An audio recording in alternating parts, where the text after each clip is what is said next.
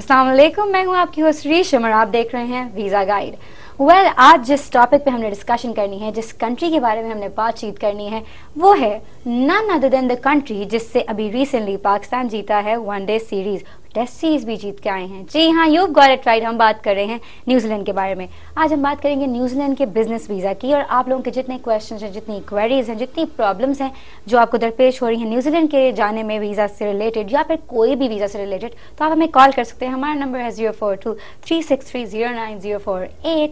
आपके मसलों के हल निकाल लें। मैं सब कुछ अकेले नहीं कर सकती, तो हमारे साथ है हमारे visa expert mister Mudassar loan. अस्सलाम वालेकुम। अस्सलाम वालेकुम। क्या हाल है आपके? ठीक हूँ, अल्लाह का शुक्र है, आप सुनाइए। वेल, मैं ठीक ठाक हूँ, लेकिन आज I am a little disappointed and today wasn't the best day for Pakistan as a nation, अगर देखा जाए तो। बिकॉज आज आने से पहले मैं टीवी देख रही थी और ये मुझे बहुत बुरी खबर मिली है कि हमारे 3 मायानाज प्लेयर्स जो हैं, इंक्लूडिंग मोहम्मद आसिफ, मोहम्मद आमिर और साथ में सलमान बट जो हैं, उनका करियर ऑलमोस्ट ख़त्म हो गया है। And they were 3 of the best players of Pakistan. और मोहम्मद आमिर का तो अभी स्टार्ट था, आगाज़ था। एंड मेरे ख्याल में हमारे लिए एज ए नेशन आज काफ़ी डिसअपॉइंटिंग डे है और सैड डे भी है। सैड डे भी है रेशन, लेकिन एक चीज़ को और हमें रियलाइज़ करने की ज़रूरत है। हम कुछ मिक्स किस्म के सिग्नल्स भी दे रहे हैं जी, लेकिन अगर हम कत्ल करें तो हमें सज़ा मिलती है, बिल्कुल। अगर हम चोरी करें तो हमें सज़ा मिलती है, सही। और ये साबित हुआ कि उन्होंने ये सब कुछ किया था। तो यानी किसी तरह से भी मैं नहीं समझता कि मुजरिम के साथ हमारी वो होनी चाहिए, किसी भी तरह से हमदर्दी होनी चाहिए। सबक जरूर सीखना चाहिए, और सबक सीखते हुए हमारा जो अथॉरिटीज़ हैं उनको भी और हम लोगों को खुद भी इस बात का ख्याल रखना है कि ये इंडिविजुअल्स की बात नहीं होती।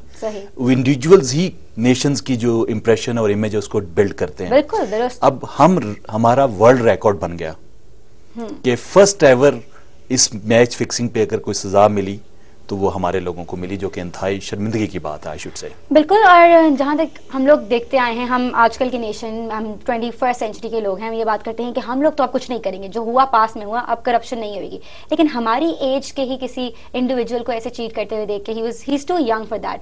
और अगर किसी को एक चांस मिलता है, मतलब 16 करोड़ या 17 करोड़ अवाम में से जो 15 लोग चूज होते हैं क्रिकेट के लिए, अगर आप उसका हिस्सा हो तो अपने आप को बहुत ज्यादा खुशकिस्मत समझना चाहिए।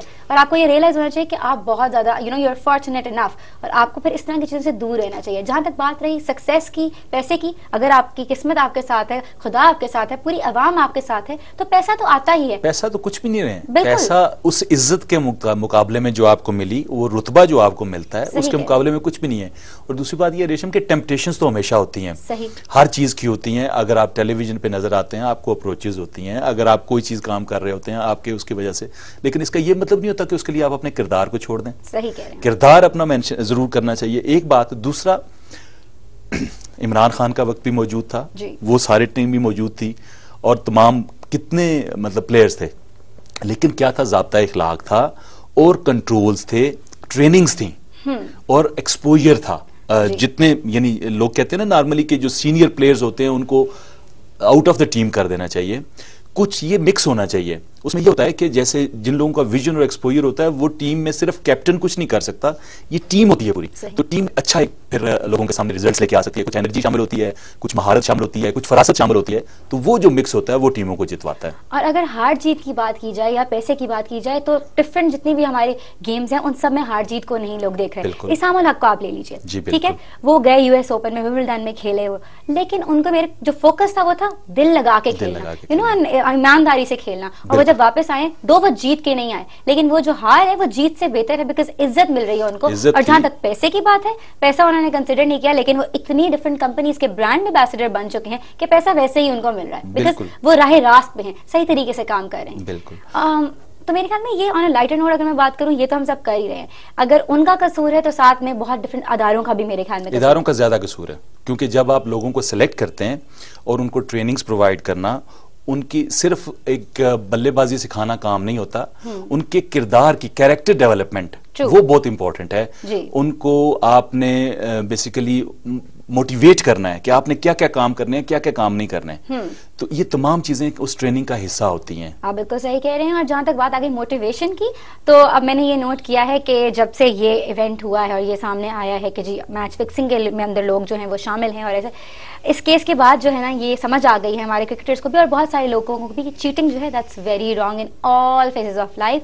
और हम लोगों के लिए एक खुशखबरी ये है जिससे हम कह सकते हैं कि अ न्यू बिगिनिंग और a new start for Pakistani cricket, के हम लोग वनडे सीरीज भी जीते हैं और टेस्ट सीरीज भी जीते हैं न्यूजीलैंड से। And as the world cup is just around the corner, तो इसको पॉजिटिविटी हम लोग लेते हैं। और अब हम लोगों ने देना है अपनी क्रिकेट टीम का साथ, उनको सपोर्ट करना है। कोहिनूर भरपूर तरीके से सपोर्ट करा, अभी मैंने देखा गाना कैसे हम लोगों ने बनाया है, जज्बा जुनून तो हिम्मत ना हार, हम लोग सारे हैं आपके साथ और हमारी पूरी उम्मीद है हम आपको सपोर्ट भी करेंगे कि आप वर्ल्ड कप घर लेके आए। जी हाँ, ये तो हो गई हमारी बात। So now we are going to talk about New Zealand और न्यूजीलैंड का बिजनेस वीजा, राइट? जी बिल्कुल। तो हम न्यूजीलैंड को जब स्टार्ट करते हैं, जिस भी करते हैं, तो उसका इंस्ट्रूमेंटल एंथम हम लोग इस दफा नहीं कर रहे हैं। मेरे ख्याल में वो हमने इतनी दफा सुना दिया कि लोगों को काफी याद हो गया होगा, इन लोगों ने बहुत सारी इसके ऊपर रिसर्च भी कर ली है। आज हम वैसे ही डायरेक्ट बिजनेस वीजा डायरेक्ट हाँ, इसको हम लोग ऐसे शुरू करते हैं रेशम के। बाज़-औक़ात होता ये है कि जितनी हम इंफॉर्मेशन दे रहे होते हैं ना, साथ के साथ तमाम एब्जॉर्ब करनी लोगों के लिए ज्यादा मुश्किल हो जाती है। तो इस दफा मैंने ये कोशिश की है कि जो वेब एड्रेसेस हैं जी जी, जिनसे हम लोगों ने कंसल्ट किया, और दूसरा साथ के साथ वो वेब एड्रेस उनको हर तरह के वीजा के लिए काम आएंगे। जैसे मिसाल के तौर पे, जो अगर आपने न्यूजीलैंड की इमिग्रेशन पे जाना है सबसे पहले, तो उसके लिए www.immigration यानी immigration.govat, बाज़-औक़ात लिखा होता है GOV, जबकि इनका GOVT है .NZ। सो ये मेन वेबसाइट है जिस पे इमिग्रेशन से रिलेटेड तमाम चीजें, उसके बाद जो पेजेस डिफरेंट हैं, स्टूडेंट का डिफरेंट है, बिजनेस इमिग्रेशन का डिफरेंट है, स्किल्ड माइग्रेशन का डिफरेंट है, लेकिन वो हम आगे बताएंगे कि कौन पेज है वो बेसिकली ये है जो हमारे टीवी स्क्रीन पे इस वक्त स्क्रॉल भी कर रहा है, आप लोग देख रहे हैं। एंड आई थिंक अभी हमारे पास एक कॉलर है, देखते हैं कौन है हमारे साथ। The first caller of the show. Hello, अस्सलाम वालेकुम। वालेकुम सलाम जी, कौन बोल रहे हैं, कहाँ से? मैं रिजवान लाहौर से बात कर रहा हूँ। कैसे हैं आप रिजवान? बिल्कुल ठीक है। रिजवान, कहाँ जाना चाहते हैं आप? जी, मैं न्यूजीलैंड में बिजनेस वीजे के बारे में बात करना चाहता हूँ। परफेक्ट, फिर आपने राइट दिन कॉल की है। हाँ जी, बताइए आपका सवाल क्या है? न्यूजीलैंड में बिजनेस स्टार्ट करने के लिए वहाँ के लोकल जो स्पॉन्सर है उसकी जरूरत तो नहीं पड़ती? आपका बिजनेस 100% ओनरशिप पे होता है या इसमें भी परसेंटेज होती है? ठीक है रिजवान, अभी आपके क्वेश्चन का हम जवाब देते हैं। जी, तो बड़ा इन्होंने राइट ऑन कॉल किया है, right day, right time, right place. हाँ, थैंक यू रिजवान। इसमें होता यह है कि बिजनेस इमिग्रेशन के लिए आपके पास दोनों ऑप्शंस मौजूद होते हैं। ठीक है। एक तो मिनिमम लिमिट आपके पास है कि अगर आपने इतने पैसे जो हैं, इतने डॉलर्स जो हैं, ऑस्ट्रेलियन न्यूजीलैंड की करेंसी जो है, वो जब आप इन्वेस्ट करेंगे वो आप इंडिविजुअल भी कर सकते हैं या किसी बड़ी कंपनी में आप हिस्सा डाल सकते हैं उस पैसों का, तो उसके साथ आपकी इमिग्रेशन हो जाती है। ये दोनों चीजें उसमें आती हैं। सही। उस तरीके से चलते हैं। अच्छा, वेबसाइट्स का हम जिक्र कर रहे थे, तो मैं चाहता हूं कि लोगों को ये वेबसाइट्स मैं नोट करवा दूं कि अगर आपने जनरल वो है, फिर जब आप वर्क वीजा के लिए आप पूरी कंसल्टेशन चाह रहे हैं उसमें, तो उसमें जैसे हमने NZ तक गए थे, उसके बाद /migrant/stream/work। सो इसके साथ आप जितनी भी वर्क वीजा रिलेटेड इंफॉर्मेशन है वो आपको अवेलेबल हो जाएगी। स्टडी वीजा के लिए इसी तरह से NZ के बाद migrant/stream/study। और स्किल्ड माइग्रेंट कैटेगरी के लिए इसी तरीके से आ जाता है NZ/migrant/stream/work/skilled migrant। सो जो, और मेनली आपके पास ये वेबसाइट पे लिखे हुए भी हैं सब।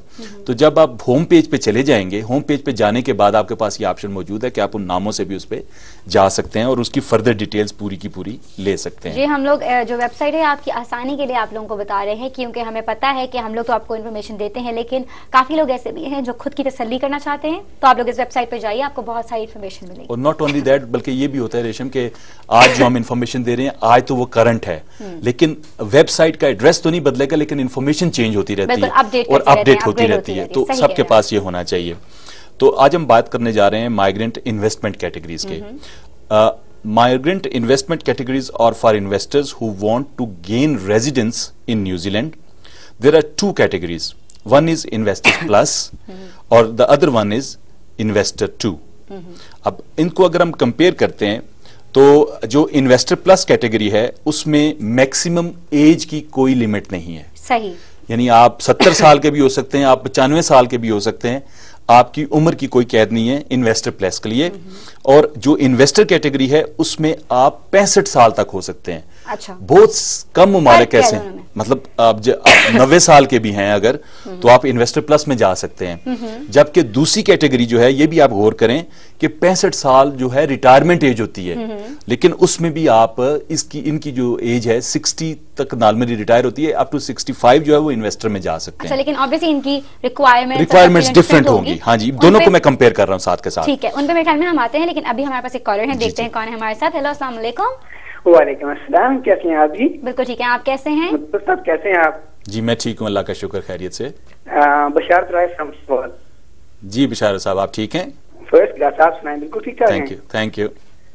सर ये है कि आज के जो आपका टॉपिक चले न्यूजीलैंड के बारे में, तो इसी के बारे में मैं एक क्वेश्चन करूंगा। वो ये है कि मेरे यहाँ टाउन सिटी के हैं दोस्त, वो न्यूजीलैंड में सेटल हैं इससे से, तो उनसे मेरी अक्सर बातचीत होती आती, तो मैंने उन्हें पिछले दिनों कहा कि यार वहाँ से आप कोई विजिट मुझे वीजा जो है स्पॉन्सर करें, ताकि मैं कुछ महीने वहाँ विजिट करके आ जाऊँ। तो उन्होंने कहा कि भाई आपको क्या चीज़ चाहिए, जो चीज़ आपको चाहिए वो मुझे आप मैसेज कर दो, वो मैं आपको भिजवा दूंगा। तो काइंडली इस बारे में मुझे कुछ बताएं कि विजिट के लिए न्यूजीलैंड से क्या चीज़ें जो है वो मैं यहाँ के लिए मंगवाऊँ। और एक ये क्वेश्चन, और दूसरा ये कि मैंने पिछली बार भी आपसे रिक्वेस्ट की थी कि काइंडली अगर मुमकिन हो सके तो आप बाद में मुझसे रब्ता कीजिए, मेरा नंबर तो यहाँ कोहिनूर में मौजूद है, तो मुझसे आप पर्सनली बाद में बात कीजिए, मैं आपसे खुद बात कर लूँ बाद में, तो अगर आप नंबर अपना छोड़ दें तो। ठीक है जी, thank you so much for calling. राब्ता जो है वो आपको इनसे करना पड़ेगा। कैसे? आप हमारे ईमेल एड्रेस पे लिख भेजिए visaguide@kohinoor.tv, या फिर फेसबुक पे हमारा पेज है visaguide@kohinoor.tv, उस पे जाइए, आप लाइक करिए, और जो आप लिखना चाहते हैं, जो कॉन्टैक्ट करना चाहते हैं, वहां पे आप जाके आराम से कर सकते हैं जी। तो coming back to the answers of the question, Basharat साहब के पास दो ऑप्शन हैं इसमें, अगर हम इस वक्त बात करें। एक तो ये है कि जो उनके दोस्त हैं वो उन्हें स्पॉन्सर कर सकते हैं, एज ए फ्रेंड उनको इनविटेशन भिजवा सकते हैं। और बशारत साहब को यहाँ पे ज़ाहिर है अपनी फाइनेंशियल वर्थ के साथ, अपने बिजनेस की डिटेल्स के साथ वीज़ा अप्लाई करना पड़ेगा, जो कि अबू धाबी में अप्लाई होता है, और उसकी बुनियाद पे एक ये हो सकता है। दूसरा तरीका ये हो सकता है, अगर वो वाकई इनको हेल्प आउट करना चाहते हैं, तो जो रग्बी का वर्ल्ड कप हो रहा है उसकी जो रिजर्वेशन और उसकी डॉक्यूमेंटेशन में वो हेल्प करके, विदाउट इवन स्पॉन्सरिंग बशारत साहब, he can invite him to there. जी, आप लोगों को दोबारा हम बताते चलें, रग्बी का जो है वो वर्ल्ड कप हो रहा है इसी साल न्यूजीलैंड में अराउंड सितंबर टू अक्टूबर।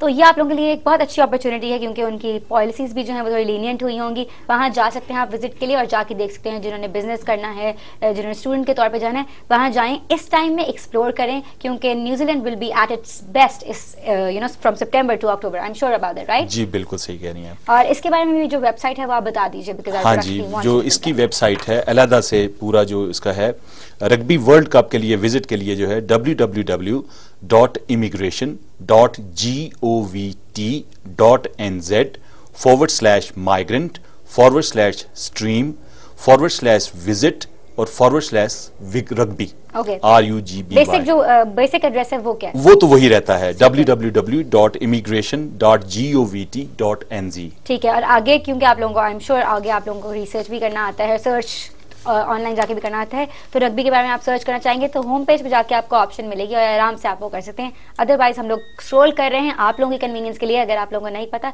तो जरूर लिखिए। और अभी मेरे ख्याल में हम इन्फॉर्मेशन पे वापस आएंगे, लेकिन अभी हमने थोड़ी सी छोटी सी ब्रेक की तरफ बढ़े जाना है। लेकिन आप लोगों ने कहीं नहीं जाना, आपने क्या करना है, you just have to stick to the channel and keep it here.